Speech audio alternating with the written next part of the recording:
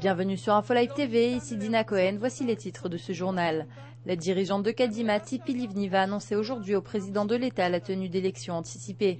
Tzipi Livni n'a effectivement pas réussi à former une coalition après des négociations improductives avec les partis orthodoxes Shas et Yahadut HaTorah. Les deux partis ont affirmé définitivement ce week-end ne pas accepter les propositions de Livni. En attendant, Ehud Olmert reste donc à son poste jusqu'à la tenue des élections.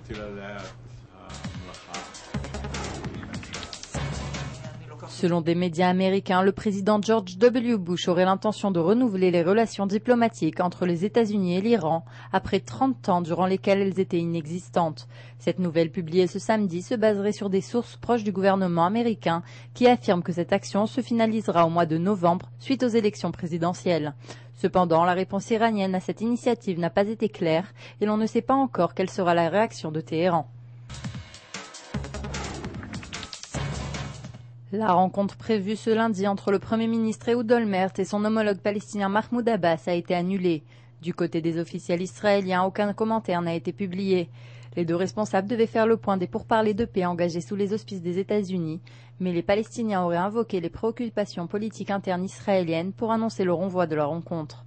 Cependant, aucune date n'a été fixée pour une future rencontre.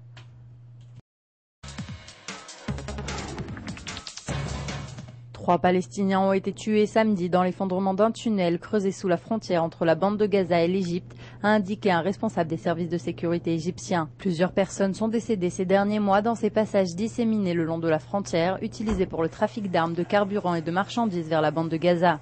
Israël a accusé l'Égypte à plusieurs reprises de ne pas lutter suffisamment contre ces tunnels clandestins qui aident à ces trafics divers de contrebande. Le milliardaire juif américain Sheldon Adelson aurait perdu approximativement 10 milliards de dollars durant le mois d'octobre. Selon le magazine Forbes, la crise financière mondiale aurait touché cette figure internationale après une chute de 80% des parts de sa société de casino depuis le début du mois.